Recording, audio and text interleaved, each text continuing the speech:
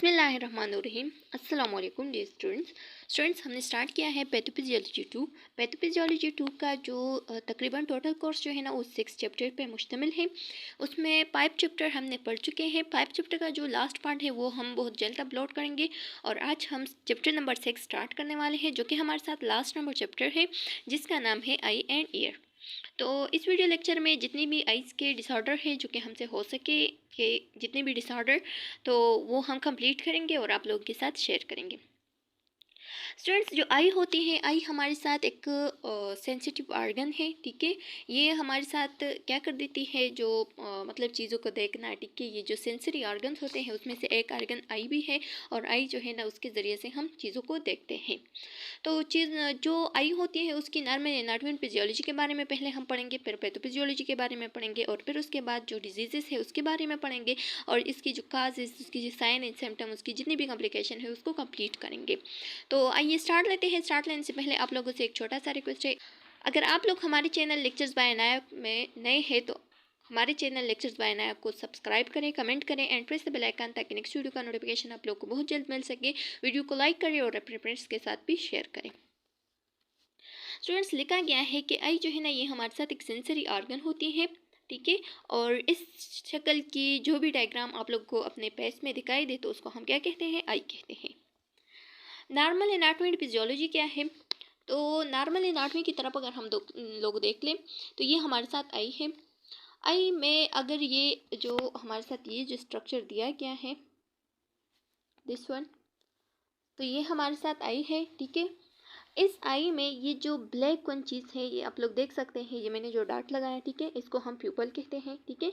और प्यूपल जो है ना ये हमारे साथ क्या कर देते हैं, ये हमारे साथ जो आई के जब भी हमारे साथ कोई चीज़ जो है ना डार्कनेस आ जाए या लाइट ज़्यादा हो जाए तो प्यूपल जो है ना वो डायलेट एंड रिलैक्स हो जाते हैं, ठीक है। इसको हम कहते हैं इंटेंसिटी कंट्रोल। तो इंटेंसिटी कंट्रोल जो है ना ये प्यूपल का काम होता है। अगर ये वाइटिश एरिया को आप लोग देख ले तो इसको हम स्क्लेरा कहते हैं।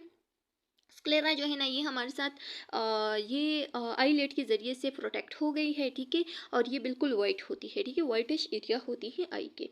फिर हमारे साथ अगर आप लोग ये जो कलरफुल एरिया है ये आई का, इसको हम कहते हैं आयरस। और आयरस जो है ना ये कलरफुल एरिया है, इसको आप लोगों ने हमेशा ये याद रखना है कि this is called colourful area. अब अगर आप लोग इस जगह को देख ले तो इसको हम कहते हैं आईलिड। आईलिड जो है ना ये क्या होती है, आईलिड जो है ना ये हमारे आईज को प्रोटेक्ट कर देती है किसी भी इन्फेक्शन एजेंट को अंदर जाने से के लिए, ठीक है, कि उससे प्रोटेक्ट रहे आई। या किसी हवा में अगर कोई पार्टिकल जो है ना वो आ जा रहे हैं आई में तो उससे प्रोटेक्ट करने के लिए जल्दी से बंद हो जाते हैं, ठीक है, और उस चीज़ को क्या कर देते हैं, हटा लेते हैं आई से। तो ये हमारे साथ कुछ जनरल एनाटॉमी थी आई की, ये आप लोगों ने याद रखना है। फिर अगर दूसरे साइड पे आप लोग देख ले तो ये हमारे साथ कुछ मसल है, ये this is called superior rectus muscle, ठीक है। And this is called medial rectus muscle, ये आई के मसल्स है, ठीक है, ये आप लोगों ने याद रखना है। फिर अगर आप लोग देख लें तो ये आप लोग देख सकते हैं, इसमें क्या होता है, यहाँ पे हमारे साथ आयरस प्रेजेंट होता है, ठीक है। जब भी लाइट आ जाता है तो आयरस से पास हो जाता है, लेंस तक चला जाता है।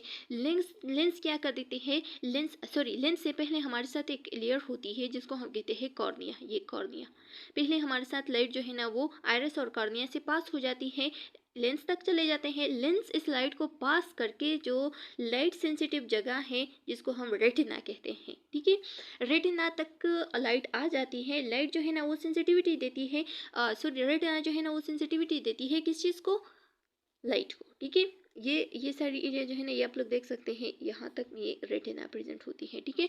तो ये रेटिना जो है ना ये सेंसिटिविटी देती है लाइट को, इससे इस रेटिना से मैसेज चला जाता है। यहाँ पे कुछ नर्व प्रेजेंट होते हैं जिसको हम कहते हैं ऑप्टिक नर्व या जो क्रेनियल नर्व 2 है, ठीक है, उसके ज़रिए से ये आप लोग देख सकते हैं यहाँ पे प्रेजेंट होते हैं और इसके ज़रिए से डायरेक्ट ही मैसेज चला जाता है। फॉर एग्जाम्पल यहाँ पे हमारे साथ ब्रेन प्रेजेंट है, ठीक है, और इस ब्रेन में मैसेज आ जाता है। जब ब्रेन में मैसेज आ जाता है तो ब्रेन डायरेक्ट ही आई को रिस्पांस देती है कि जाओ और उस चीज़ को देखो कि ये क्या है, ठीक है। डायरेक्ट ही उसे बताता है कि आपके सामने लैपटॉप प्रेजेंट है, आपके सामने मोबाइल प्रेजेंट है, आपके सामने डोर है, आपके सामने जो भी चीज़ है, ठीक है। तो वो डायरेक्ट ही मैसेज को दोबारा से क्या लेता है, आ जाता है, ठीक है। तो ये हमारे साथ कुछ नॉर्मल एनाटॉमी एंड फिजियोलॉजी है आई के, ये आप लोगों ने याद रखना है। अच्छा स्टूडेंट्स, फिर हमारे साथ लिखा गया है कि द हेल्दी आई। अब हेल्दी आई किस तरह से होती है, यानी जो नॉर्मल आई होती है। तो हेल्दी आई जो है ना, उसकी जो जितनी भी हमने जो एनाटॉमी में पढ़े, जितने भी आर्गन थे, ठीक है, जो स्क्लेरा, कोराइड, रेटिना, जितने भी आर्गन हमने पढ़े वो सब बिल्कुल नॉर्मल होगी, ठीक है। तो लिखा गया है कि the light rays enter the eye through the cornea, pupil and lens. Light जो रेस होते हैं ना, जिस तरह से मैंने आप लोगों को पिछली स्लाइड में बताया कि लाइट रेस आ जाते हैं, ठीक है। जब आ जाते हैं तो यहाँ पे ये जो कॉर्निया प्रेजेंट होती है, this area is called cornea, ठीक है। इस कॉर्निया से क्या हो जाती है, लाइट जो है ना वो पास हो जाती है, प्यूपल तक चले जाते हैं, ठीक है। यहाँ पे प्यूपल प्रेजेंट है, प्यूपल से पास हो जाती है कहाँ पे, लेंस तक, ठीक है। और लेंस से लाइट जो है ना वो डायरेक्ट पास हो जाती है, जो लाइट सेंसिटिव एरिया होती है, टिश्यू होती है, यहाँ पे प्रेजेंट होती है रेटिना, ठीक है। ये रेटिना है, रेटिना तक लाइट आ जाती है। रेटिना जो है ना उस लाइट को जो ऑप्टिक नर्व है उसके जरिए से डायरेक्ट ही ब्रेन तक मैसेज ले जाता है, ठीक है। और ब्रेन जो है ना वो डायरेक्ट ही मैसेज दोबारा से इधर आ जाता है मैसेज के, आप लोग देख ले, आप आई को कहती है कि देखो ये आपके सामने ये चीज़ पड़ा है, ठीक है। तो इसके ज़रिए से हम चीज़ों को देखते हैं।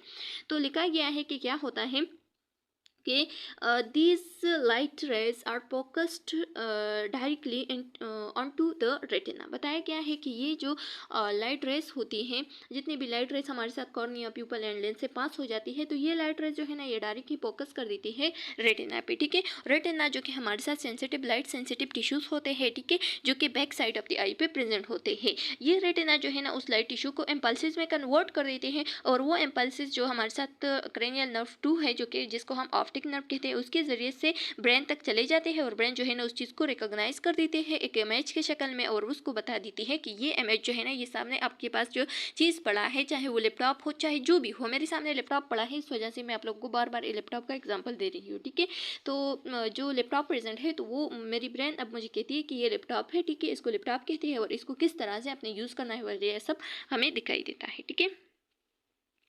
फिर लिखा गया है कि एक्सटर्नल आई एग्ज़ाम। अगर हम एक्सटर्नल आई एग्जामिनेशन कर लें तो हम क्या देखेंगे, ठीक है। अब हम असेसमेंट की तरफ आते हैं।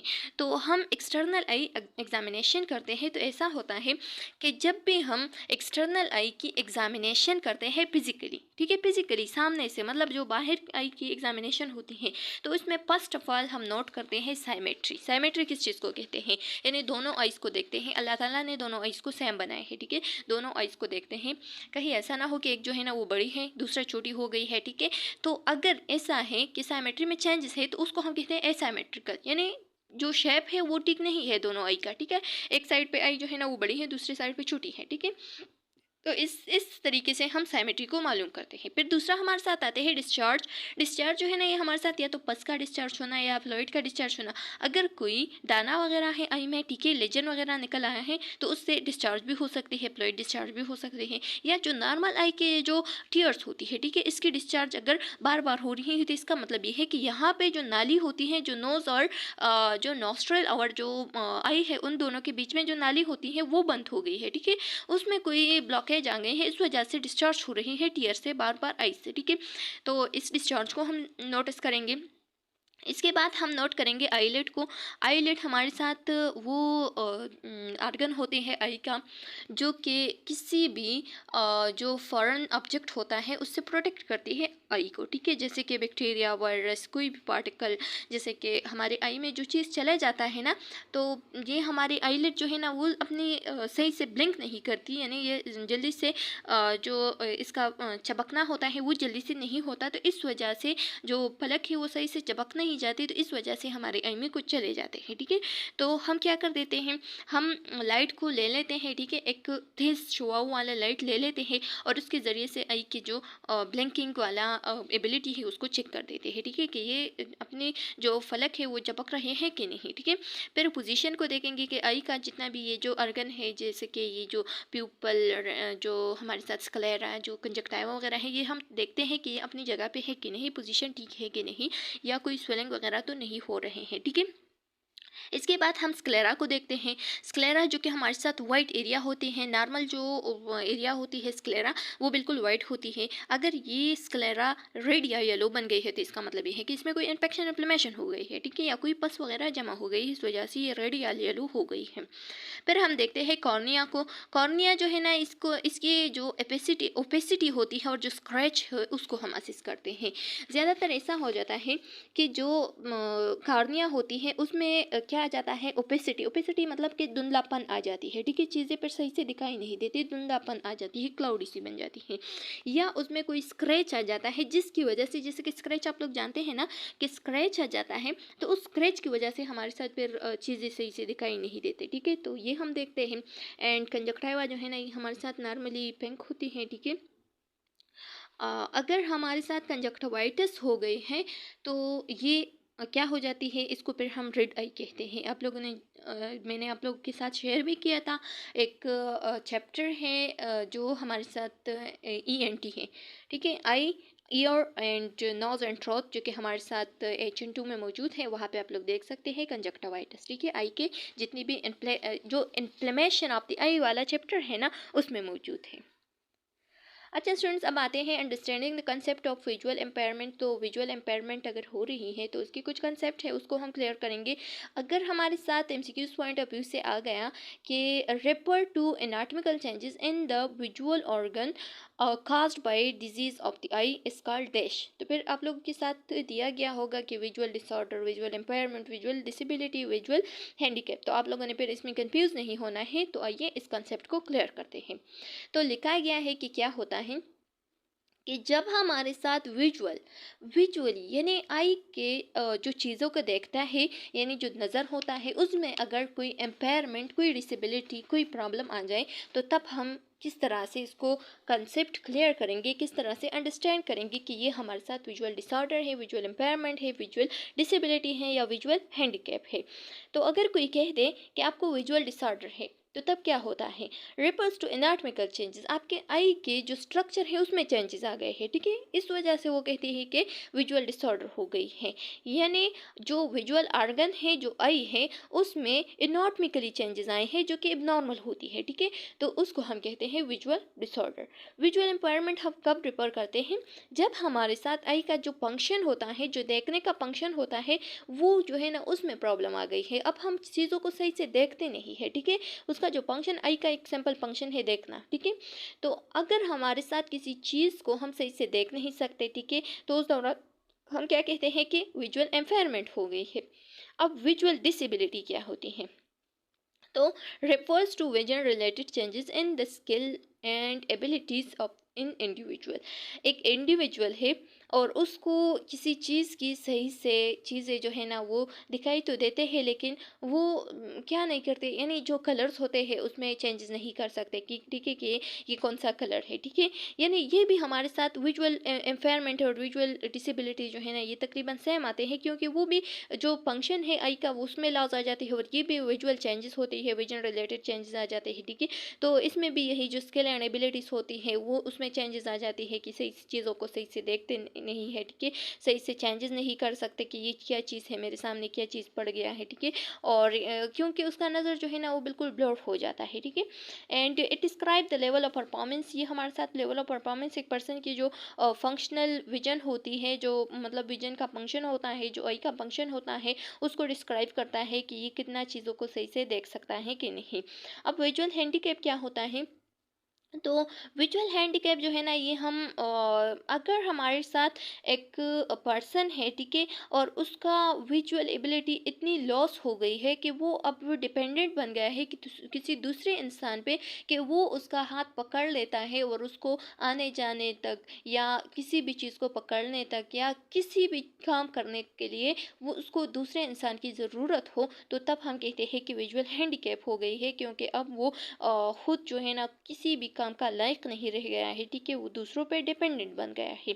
तो लिखा गया है कि reports to the psychosocial and economic consequence of visual loss such as the loss of independence or inability to work, ठीक है, तो यही बात है कि जब वो दूसरों पे डिपेंडेंट बन जाता है, ठीक है, वो खुद जो है ना अब वो इंडिपेंडेंस से उसमें ख़त्म हो गई है और वो जो है ना अपना काम खुद नहीं कर सकता, क्योंकि उसका विजुअल लॉज बिल्कुल हो गया है, ठीक है, उसको अब किसी भी चीज़ का दिखाई नहीं देता, तो इस वजह से वो विजुअल हैंडीकैप हो गया है।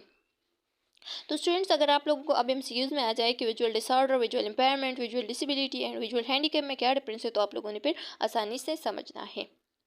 अब हमारे साथ आते हैं characteristic of visual impairment in adult, ठीक है। अगर एक बड़े में 18 ईयर से अबव जो होते हैं एडल्ट, ठीक है, अगर एक बड़े में हमारे साथ अब विजुअल इम्पेयरमेंट आ जाए तो उसकी करेक्टरिस्टिक क्या होती हैं, ठीक है, किस तरह से हमें पता चलता है कि उसका विजुअल जो है ना उसमें चेंजेस आ गए हैं या विजुअल प्रॉब्लम आ गए हैं।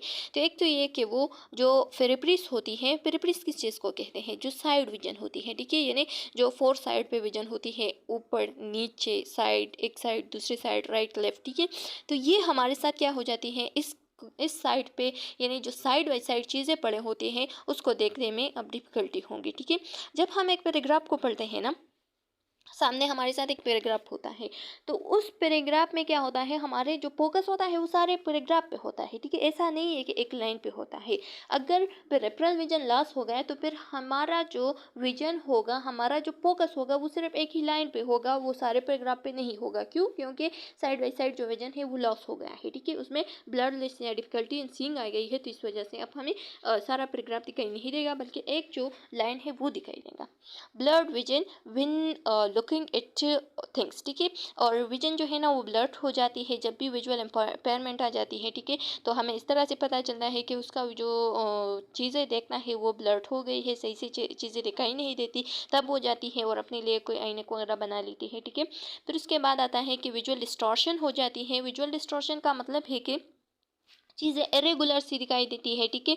जब भी वो किसी चीज़ को देखते हैं तो वो रेस की शक्ल में या ब्लड लाइक शक्ल में उसे दिखाई देता है, ठीक है। जब भी वो लाइट वगैरह को देखते हैं तो रेस उससे स्टार्ट हो जाती है, ठीक है। उसकी नज़र में ऐसा नज़र आता है कि इस चीज़ से अब रेज आती है, ठीक है, और ये चीज़ हमारे करीब आ गया है जबकि वो दूर होता है, ठीक है। तो इस तरह से इरेगुलरनेस आ जाती है, उसकी विजुअल डिस्टॉर्शन हो जाती है, ठीक है। सच इज ब्लाइंड स्पॉट्स हो गए, ठीक है। इस तरह से हॉलोस यानी रेज वगैरह जो है ना वो लाइट्स के अराउंड जो है ना रेज वगैरह इससे शुरू हो जाती है जब उसकी विजुअल डिस्टॉर्शन हो जाती है, ठीक है।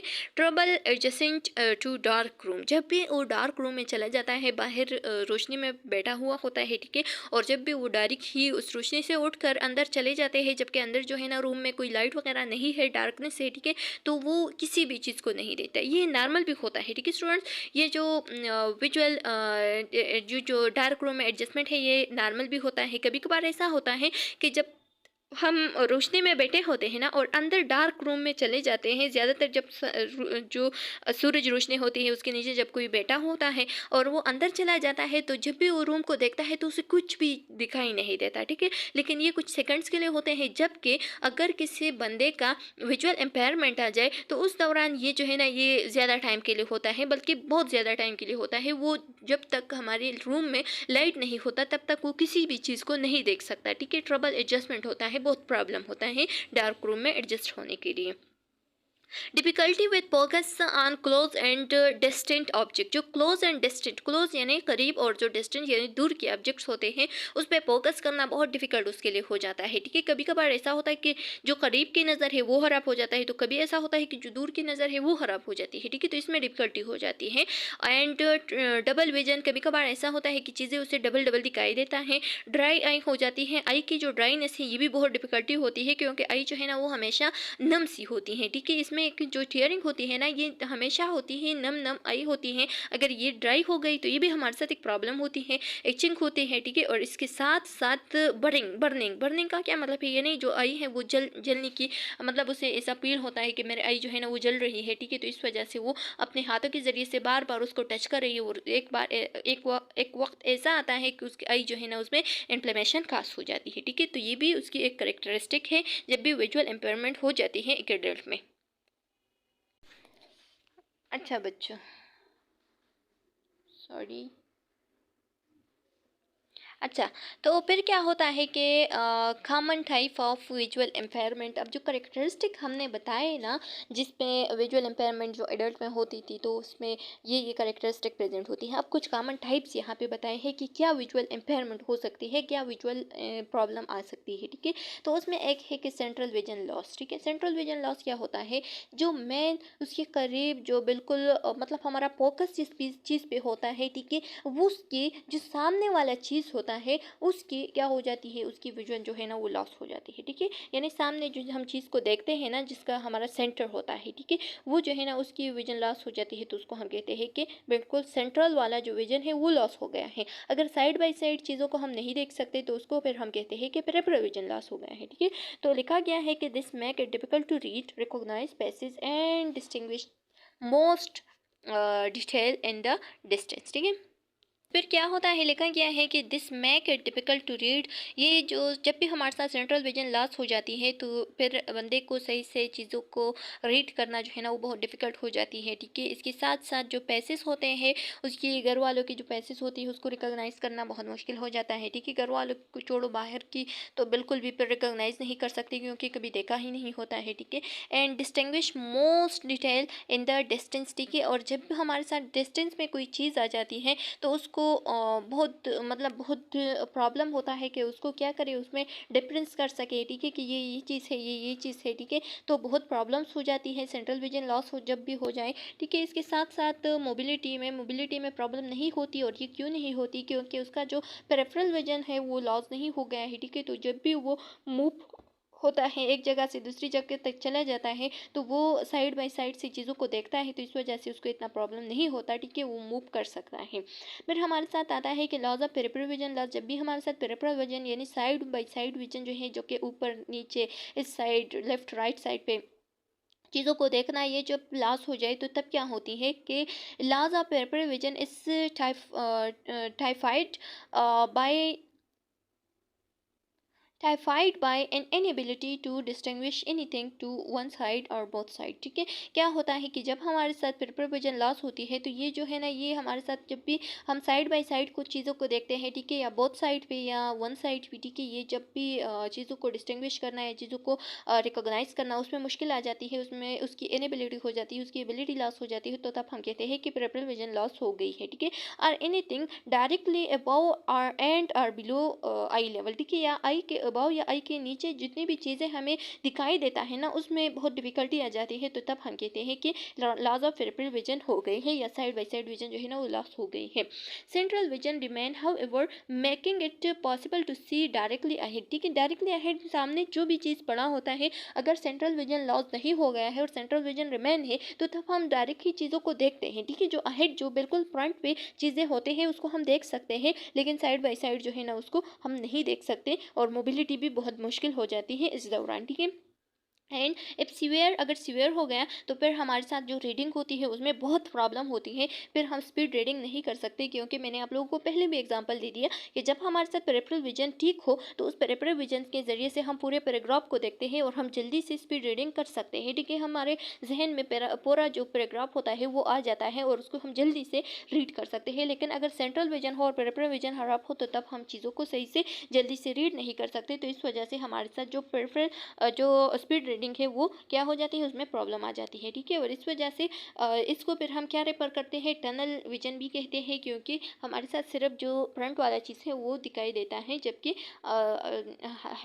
साइड बाय साइड जो है ना वो चीज़ें नहीं देखते, ठीक है। फिर हमारे साथ आ रहा है ब्लर्ड विजन। ब्लर्ड विजन किस चीज़ को कहते हैं, जब हमारे साथ नियर या दूर की चीज़ जो है ना वो हमारे नज़र में सही से दिखाई नहीं देती, कि बिल्कुल क्लियर दिखाई नहीं दे, उसका फोकस जो है ना वो सही से ना हो रहा हो, तो उस दौरान हम कहते हैं कि ब्लड चीज़ें हमें दिखाई देता है, यानी ब्लड विजन हो गया है।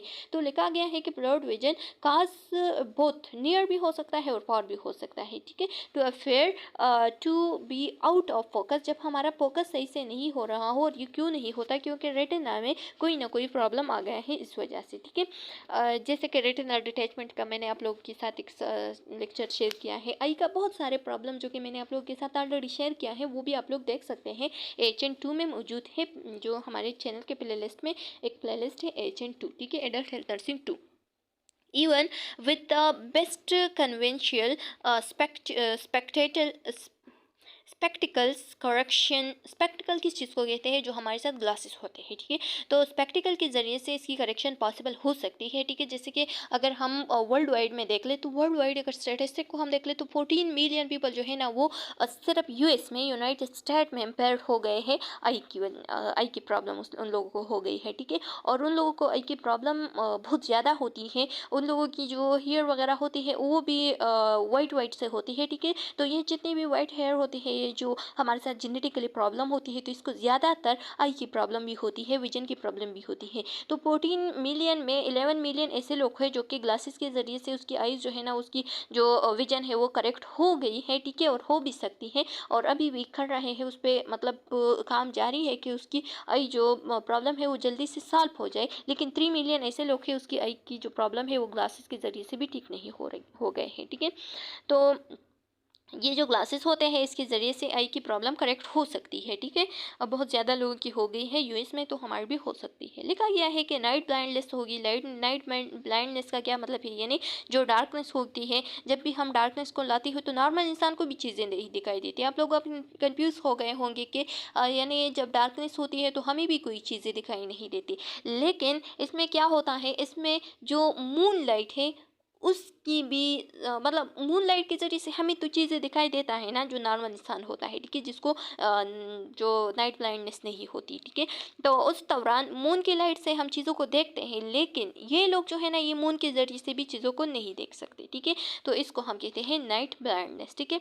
तो night blindness refers to inability to see outside at night under starlight or sunlight, ठीक है। सनलाइट या स्टारलाइट जो डिम लाइट होती है, ठीक है, तो उसके ज़रिए से ये लोग जो है ना किसी भी चीज़ को नहीं देख सकते। इवन के जो मूवी सिनेमा वगैरह होती है ना, तो उसमें भी मूवी वगैरह को सही से नहीं देख सकते। और इसके साथ साथ जो रेस्टोरेंट्स होते हैं उसमें ज़्यादातर डिम लाइट होती है, ठीक है, तो उसके ज़रिए से भी ये चीज़ों को नहीं देख सकते। फिर हमारे साथ आते हैं जनरलाइज हेज। जनरलाइज हेज हम धुंधलापन को कहते हैं, ठीक है। इसमें क्या होता है कि जो आई की फोकस है, जो रेटिना होती है, वो सही से चीज़ों को रिसीव नहीं करते और इस वजह से जो आई में धुंधलापन है वो आ जाती है, ठीक है, यानी फोकस खराब हो जाता है। ये भी हमारे साथ एक टाइप ऑफ क्या है, ब्लडनेस है, ठीक है। तो इसमें लिखा गया है कि generalised haze caused by sensation caused the sensation of a film or glare that may extend over the entire viewing field, ठीक है। इसमें ऐसा होता है कि जो रेटिना है वो चीज़ों को सही से रिसीव नहीं करती, तो इस वजह से हमें जो विविंग फील्ड है वो ख़राब हो जाता है, फोकस ख़राब हो जाता है और हमें फिर फिल्म यानी जो चीज़ें होती है वो सही से दिखाई नहीं देता, उसमें जनरलाइज हेज्ड यानी जो धुंधलापन है वो अकर हो जाती है, ठीक है। अब हमारे साथ आते हैं extreme light sensitivity. Extreme light sensitivity में क्या होती है, जो चीज़ें हैं वो सही से हमें दिखाई नहीं देती, ठीक है, और जो इमेजेस है वो भी सही से दिखाई नहीं देती, हमारा फोकस जो है ना वो खराब हो जाता है, जो इमेज है या जो ग्लेयर है वो उसकी डिसेबिलिटी आ जाती है, ठीक है। इस दौरान हमारा फोकस जो है ना वो खराब हो जाता है। और ये क्यों होता है, क्योंकि जो लाइट सेंसिटिव आर्गन है, जो रेटिना है, उसमें डैमेज आ गई है। ये बहुत पेनफुल भी होता है ये प्रोसेस, ठीक है। ये जो जितनी भी लोग होते हैं जो कि हमारे साथ एक्सट्रीम लाइट सेंसिटिविटी में सफ़र करते हैं, तो वो बहुत पेन के साथ सफ़र करते हैं, डिस्कम्फर्ट भी उसी होती है, ठीक है। और डिस्कम्फर्ट इस वजह से होती है क्योंकि उसकी जो लेवल ऑफ इल्यूमिनेशन है वो नॉर्मल नहीं है, ठीक है। फिर हमारे साथ आते हैं विजुअल इक्विटी। और विजुअल इक्विटी ऐसी होती है कि दो चीज़ों में डिफरेंस करना, ठीक है। इसमें हम क्या करते हैं, इसमें हम नज़र को देखते हैं, नज़र को चेक करते हैं कि अगर एक चार्ट रखते हैं, ठीक है। फॉर एग्जांपल जो चार्ट होती है हमारे साथ, जो एबीसी का चार्ट होती है, अगर आप लोगों ने किसी ने भी नज़र का टेस्ट किया हो, ठीक है, तो उस दौरान विजुअल इक्विटी को मालूम करते हैं। उसके लिए एक चार्ट होती है जो कि मैंने आप लोग के साथ ऑलरेडी शेयर किया है HN2I के डिसऑर्डर्स में, ठीक है। उस चार्ट में ऐसा होता है, जो ग्लोकोमा का डिसऑर्डर है वहाँ पे आप लोग देख सकते हैं। उस चार्ट में ऐसा होता है कि लोगों के सामने एक चार्ट रखते हैं और उसमें पहले जो है ना बहुत बड़े बड़े चीज़ें लिखते हैं, फिर थोड़े छोटे, फिर थोड़े छोटे, फिर थोड़े छोटे, ठीक है।